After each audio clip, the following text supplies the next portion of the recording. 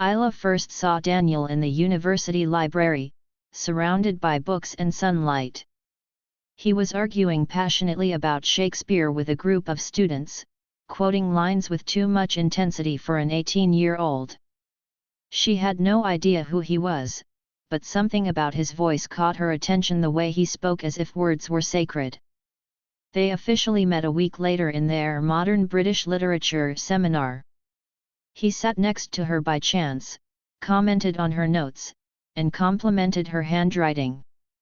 That day, they discussed Virginia Woolf's To the Lighthouse, and she knew he would never just be another classmate. By October, they were study partners. By November, friends. By Christmas, Isla was hopelessly in love. But Daniel, he was in love too, just not with her.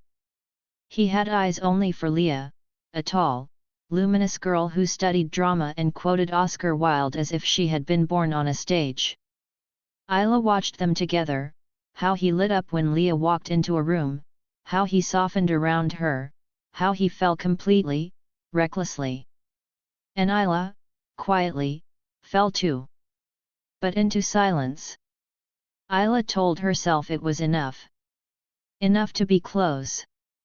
To know the way he took his coffee, black with 2 sugars, the books he reread every year, Steinbeck, Vonnegut, Baldwin, and that he secretly loved jazz. She was the one he texted late at night, the one who helped him through his first heartbreak with Leah during their second year, and again when they reunited months later. One winter night, after too much wine and too much honesty, Isla almost confessed. They had spent the evening watching old French films. Daniel had fallen asleep on her shoulder, breathing softly, and she had whispered into the dark, "I love you." But he didn't hear it. And she never said it again. She dated others briefly, half-heartedly, but her heart belonged elsewhere. Always. University ended. Life accelerated. Daniel got a job in London at a literary magazine. Leah moved there too. Isla stayed in Edinburgh to teach creative writing and live in a flat that smelled like lavender and old books. They stayed in touch. At first, often. Then less. A message here. A birthday wish there. Then, one afternoon, a call came that cracked her world open. "I proposed to Leah," he said, voice brimming with excitement. Isla smiled into the phone. "Congratulations," she managed. But after she hung up, her walls crumbled. She cried for hours. Then days. Then wrote a short story called The Girl Who Was Almost Chosen. She never published it. She didn't go to the wedding. Couldn't. 2 years passed in silence. Isla threw herself into work, traveling for writing workshops in Paris, Vienna, then Budapest. She dated a few people, one of whom, Theo, a kind-hearted architect, almost reached her heart. But even then, in quiet moments, she found herself thinking about Daniel's laugh, the crease in his brow when he read, the way he once told her she was the best storyteller he'd ever met. She had to let him go. She tried. God, she tried. And then, on a rainy Thursday evening, a message lit up her phone. "Hey, Red. Can we talk?" She hadn't heard that nickname in years. They met at a quiet pub near King's Cross. He looked tired, thinner, older. But his smile, that old smile, still lit up something in her. He said it simply, "Leah and I divorced." "What happened?" He paused, stirring his drink. "She wanted something else. And I think I always felt like something was missing." They talked for hours. About the past, the books they still loved, the poems they still quoted. He asked if she'd published that old story about lighthouse metaphors. She asked if he still wrote letters to himself like he used to.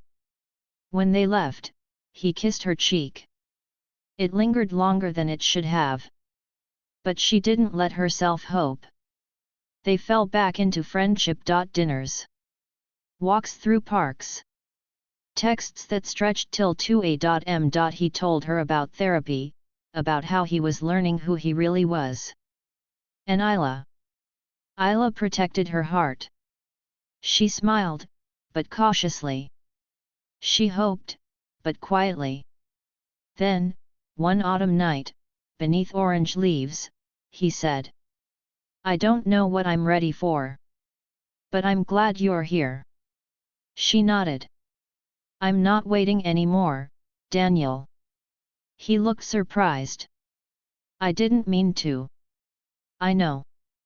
I'm just saying I won't let myself stay in almost love again." And she walked away that night, knowing it hurt, but needing it to. For a while, there was silence again. But this time, it didn't break her. It steadied her. She published her first book of short stories about lost loves, missed trains, and the beauty of almosts. It got modest praise. One reviewer called her a writer who understands ache. She dated a musician. Then a chef. Then no one for a while. One day, she got a letter in the mail. Handwritten. No return address. Just, "Isla, I finally understand what I ran from. It wasn't you, it was how much I felt for you and how terrified I was to ruin it. But I've changed. And if you still feel anything at all, meet me under the old elm tree behind the university library at sunset, Daniel." Her hands trembled. She reread it 10 times. Then folded it, heart pounding. She stood under that elm tree as the sun began to fall. He was already there, holding a book to the lighthouse. He turned and saw her. Didn't smile at first. Just looked. Like he was afraid she'd vanish if he blinked. "I wasn't sure you'd come," he said. She stepped closer. "I almost didn't." A pause. And then, "I loved you," he said. "All along. I was just too blind to see it." "I loved you too," she whispered. "And I waited, too long." He took a step forward. "What if we don't wait anymore?" And in that moment, beneath the same sky where they once met as students, they finally stopped missing each other. They kissed, slow and real. No longer bound by fear or timing or almosts. They moved in together 6 months later. It wasn't perfect. Love never is. But it was honest. Strong. Isla published a novel titled The Longest Distance. The dedication read, "To Daniel for finally crossing it." And years later, at their quiet wedding in a garden filled with books and wild flowers, Daniel read his vows with trembling hands. "I don't know if soulmates are real. But if they are, I almost lost mine. Thank you for waiting beneath the same sky." Sometimes, love doesn't begin with fireworks. Sometimes it begins with silence, missed chances, and years of waiting. But if it's meant to be, it finds its way.